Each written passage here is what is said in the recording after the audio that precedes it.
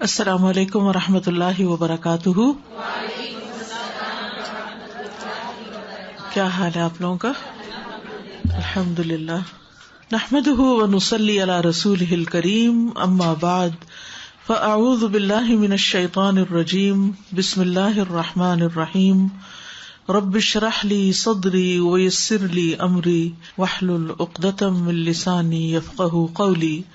آج ہم پڑھیں گے کہ جادو اور نظر بد لگنے کی وجوہات کیا ہیں، کیا ریزنز ہوتی ہیں، کیوں ایسا ہو جاتا ہے انسانوں کے ساتھ. سب سے پہلی بات یہ کہ انسان کو یہ جان لینا چاہیے کہ جو کچھ بھی ہوتا ہے وہ اللہ کے اذن سے ہوتا ہے، اللہ کے حکم سے ہوتا ہے. سورۃ تغابن میں اللہ تعالیٰ فرماتے ہیں ما اصاب من مصیبۃ الا باذن اللہ ومن یؤمن باللہ یہد قلبہ واللہ بکل شیء علیم. جو مصیبت بھی آتی ہے وہ اللہ کے اذن سے ہی آتی ہے، اور جو شخص اللہ پر ایمان لائے تو اللہ اس کے دل کو ہدایت بخشتا ہے اور ہر چیز کو جاننے والا ہے.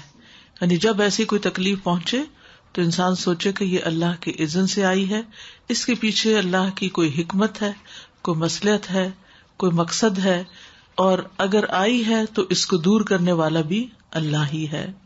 اور من یؤمن باللہ یہد قلبہ، اس کے بارے میں عبداللہ بن مسعود نے کہا کہ یہ وہ شخص ہے کہ اگر اس پر کوئی مصیبت آ پڑے تو وہ اس پر بھی راضی رہتا ہے، مصیبت آنے پر بھی راضی رہتا ہے، بلکہ سمجھتا ہے کہ یہ اللہ ہی کی طرف سے ہے. پھر یہ بات یاد رہے کہ ہر بیماری، تکلیف یہ تقدیر کا حصہ ہے. یعنی اللہ سبحانہ وتعالی نے بندوں کو پیدا کیا اور ان کی تقدیر بھی بنائی. تو اسی لیے مومن کیا کہتا ہے، قل لن یصیبنا الا ما کتب اللہ لنا ھو مولانا، کہ ہمیں ہرگز نہیں پہنچا مگر وہی جو اللہ نے ہمارے لیے لکھ دیا تھا، وہی ہمارا مولا ہے. یعنی اس کو ٹھیک بھی وہی کرے گا، اس تکلیف کو دور بھی وہی کرے گا.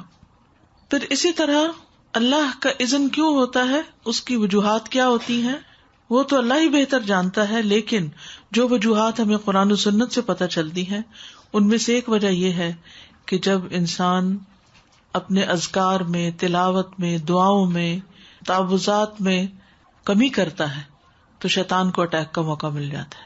جیسی سمپل سا فارمولا ہے، آپ کو سردی کیوں لگ جاتی ہے؟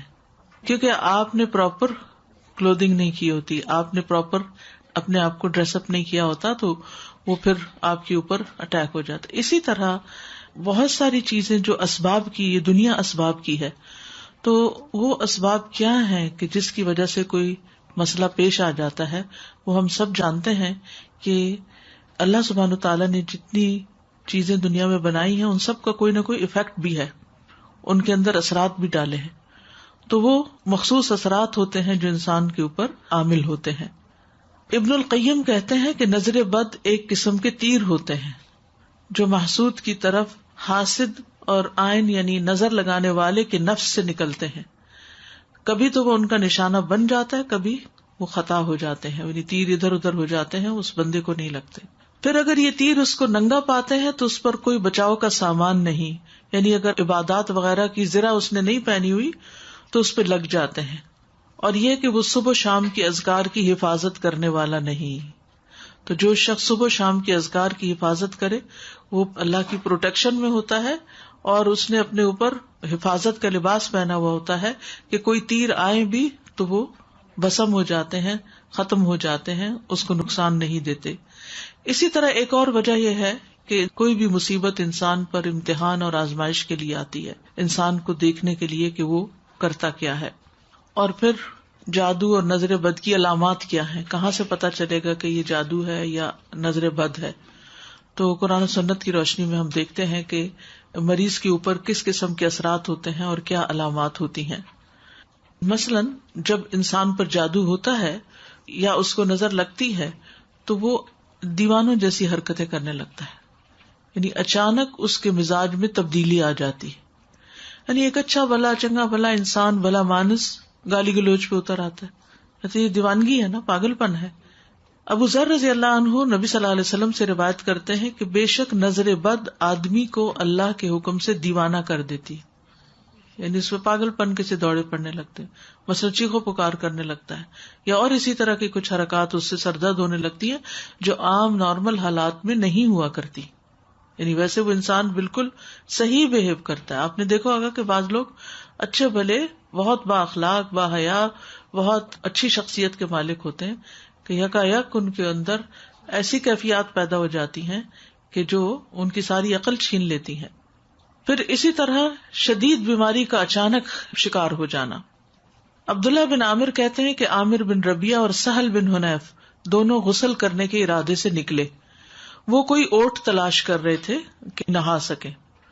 سہل نے اپنے اوپر سے اون کا جبہ اتارا. عامر کہتے ہیں جب میں نے اسے دیکھا تو اسے میری نظر لگ گئی. وہ پانی میں اتر کر نہانے لگ گیا. میں نے پانی میں اس کے بڑبڑانے کی آواز سنی تو میں اس کے پاس آیا. اسے 3 دفعہ آواز دی لیکن اس نے جواب نہیں دیا. پھر میں نبی صلی اللہ علیہ وسلم کے پاس آیا اور آپ صلی اللہ علیہ وسلم کو ساری بات بتائی. اس پر آپ صلی اللہ علیہ وسلم تشریف لائے اور پانی میں داخل ہو گئے.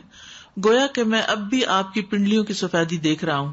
آپ نے اس کے سینے پر 3 دفعہ ہاتھ مارا اور پھر یہ دعا دی، اللہم اذہب عنہ حرہا وبردہا ووصبہا. اے اللہ اس کی گرمی اور سردی اور بیماری اور لاغری دور کر دے. پھر آپ صلی اللہ علیہ وسلم کھڑے ہوئے اور فرمایا، جب کسی کو اپنے بھائی کا وجود یا کوئی مال پسند آئے، یعنی اس کی شکل اچھی لگ رہی ہے، جیسے دلہن وغیرہ کو دیکھتے ہیں، یا ویسے ہی کبھی کوئی شخص بہت ہی پیارا لگ رہا ہوتا ہے، تو اس کے لیے برکت کی دعا کر دے، کیونکہ نظر لگ جانا برحق ہے. اب یہ خاص نظر کی دعا ہے، یہ آپ کو یاد ہونی چاہیے. اب بچہ مثلاً بہت رو رہا ہے، کوئی بھی ان یوزول سمٹمس ہے اور آپ کو فیل ہو رہا ہے کہ اس کو کوئی اچانک ہی بیماری لگ گئی ہے، تو اس صورت میں یہ دعا بہت فائدہ مند ہے، کیونکہ یہ نبی صلی اللہ علیہ وسلم نے پڑھی ہے. اور نبی صلی اللہ علیہ وسلم کا کسی دعا کو پڑھنا جو ہے کوئی معمولی عمل نہیں ہے. آپ کہاں سے پڑھتے تھے؟ آپ کو جو کچھ ملتا تھا وہ وحی الہی سے ملتا تھا. اللہم اذہب عنہ حرہا وبردہا ووصبہا. اے اللہ اس سے دور کر دے اس کی گرمی، یعنی اگر نگاہوں کی گرمی اس کے اندر آئی ہے تو وہ دور کر دے، اور سردی اور بیماری اور لاغری. ووصبہا، وصب کہتے تھکاوٹ اور لاغری. پھر اسی طرح چہرے پر دھبے پڑنا، یہ بھی نظر لگنے کی علامت ہوتی ہے، چھائیاں وغیرہ پڑنا جو ہوتا ہے. پھر بچوں کا بلا وجہ روتے رہنا. عائشہ رضی اللہ تعالی عنہا سے مروی ہے، وہ کہتی ہیں کہ ایک مرتبہ نبی صلی اللہ علیہ وسلم تشریف لائے تو ایک بچے کے رونے کی آواز سنی. آپ نے فرمایا تمہارا یہ بچہ کیوں رو رہا ہے؟ یعنی ایک ہوتا ہے نا تھوڑا بہت روئے، اب اس کو بہلائیں وہ بہل جاتا ہے، دودھ پلائیں پینے لگ جاتا ہے. لیکن ہو سکتا ہے کہ آپ میں سے جن لوگوں نے بچے پالے ہیں انہیں یاد ہوگا کوئی نہ کوئی ایسا واقعہ کہ بچے نے جو رونا شروع کیا، آپ دودھ پلا رہے ہیں تو دودھ نہیں پی رہا، کھڑے ہو رہے ہیں، لیٹ آ رہے ہیں، بہلا رہے ہیں، چھنچنے جھنجھنے سب کام کر لیے، لیکن بچہ ہے کہ چپ ہی نہیں کر رہا. یعنی وہ ساری چیزیں جن سے وہ آسانی سے بہل جاتا ہے ان سے وہ بہل کے نہیں دے رہا. تو یہ بھی کس چیز کی علامت ہے؟ نظر کی. کیا دلیل ہے کہ یہ نظر کی علامت ہے؟ کیونکہ نبی صلی اللہ علیہ وسلم نے اس ماں کو جس کا بچہ روئے چلے جا رہا تھا، چپ نہیں کر رہا، آپ نے فرمایا کیا تم نے اس کو نظر بد کا دم نہیں کرایا؟ تو ماؤں کو بچے پالنے کے لیے بہت ضروری ہے کہ یہ تعلیم دی جائے کہ اگر بچے میں ان یوزول سمٹمس ہوں تو پھر اس کے اوپر وہ خود دم کرے. کیونکہ کتنے دن کسی کے پاس لے جایا جا سکتا ہے اور کتنے دن کوئی ہماری خدمت کر سکتا ہے. تو اس سلسلے میں اس علم کا ہونا ضروری ہے. کسی کے بار بار بھی لگتی رہتی ہے، کیونکہ بعض اوقات ہوتا ہے ماں ہی کی لگ جاتی ہے، ماں ہی کو پیار بڑا آ جاتا ہے اپنے بچے پر، ہوتا ہے نا بعض اوقات دل کلکاریاں سے لینے لگتا ہے، تو وہ جو اندر ایک جوش جذبہ یا ایک جذبات پیدا ہوتے ہیں وہ بعض اوقات نکل کے پھر دوسرے کے اوپر جا کے پڑتے ہیں، تو وہ کمزور بچے کے اوپر اثر ہو جاتا ہے اس کا. تو پھر جب ماں کو ذرا سا بھی محسوس ہو کہ ایسا کچھ ہوا ہے، فوراً خود ہی دعا پڑے. میرا بیٹا بہت چھوٹی ایج سے الحمدللہ جماعت سے نماز کراتا تھا، تو اکثر ہم کئی بار اس کے بارے میں بات کرتے تھے. اب جیسے آپ نے کہا کہ ماں کی بھی لگ سکتی ہے، ہو سکتا ہے پتہ نہیں کس کی لگے. تو اچانک کیا ہوا کہ کچھ عرصے کے بعد وہ جب نماز پڑھانے کھڑا ہوتا تو اس کے سر میں اتنا شدید درد ہوتا تھا، لٹرلی اپنے بالوں کو پکڑ کے اور وہ زمین پہ سر رکھ لیتا تھا اور بہت تیز درد ہوتا تھا. تو کافی ہم پریشان ہوئے، اس کو 2 یا 3 ڈاکٹرز کے پاس بھی لے کر گئی میں. انہوں نے سارے ٹیسٹ کیے، سب کچھ کروا لیا، MRI بھی کروایا اس کا. کسی بھی چیز میں کچھ بھی نہیں آیا. اس کے بعد الحمدللہ میں اس کو حرز عظیم اور باقی نظر کی دعائیں ہمیشہ کرتی تھی, تو الحمدللہ انہی سے ٹھیک ہوا, اور رپورٹس میں کچھ بھی نہیں آیا. پھر اس کے بعد کچھ عرصے بعد پھر ہوا اس کو, تو پھر اس کے پیٹ میں درد ہونا شروع ہو گیا, اور بہت تیز درد ہوتا تھا. تو 2-3 بار اس کے ساتھ ایسا ہوا, اور بہت ہی سیویئر اٹیک ہوتا تھا, مطلب ان ساری چیزوں کا. پر الحمدللہ جب بھی ہوا تو الحمدللہ میں نے صرف اس کو قرآن سے اور رقیہ سے ہی کیا, اور الحمدللہ وہ بالکل ٹھیک ہو گیا. الحمدللہ.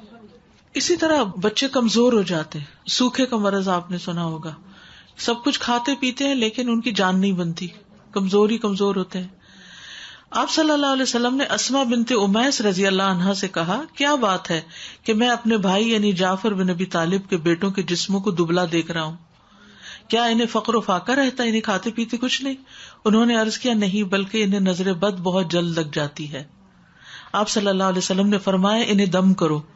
انہوں نے آپ کے سامنے چند کلمات پیش کیے تو آپ نے فرمایا, انہیں دم کرو, یعنی انہوں نے دم کے کلمات کچھ بتائے.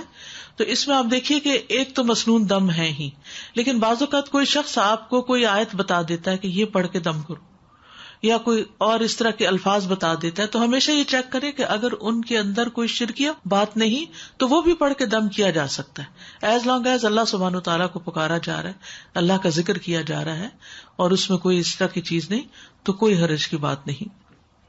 اسی طرح اوپر سے گر جانا, پھسلنا, یعنی اچانک ہی کوئی گر گیا, ہم کہتے ٹرپ کر گیا یا کسی اونچائی سے گر گیا. رسول اللہ صلی اللہ علیہ وسلم نے فرمایا, بے شک نظر بد آدمی کو اللہ کے حکم سے دیوانہ کر دیتی ہے, حتیٰ کہ بعض اوقات ایسا ہوتا ہے کہ وہ اونچی جگہ پر چڑھتا ہے اور پھر وہاں سے گر پڑتا ہے. ابن عباس رضی اللہ عنہ سے مروی ہے کہ نبی صلی اللہ علیہ وسلم نے فرمایا, نظر کا لگ جانا برحق ہے اور یہ اوپر چڑھنے والے کو پسلا دیتی ہے. اسی طرح دیگر جسمانی علامات کیا کیا ہو سکتی ہیں؟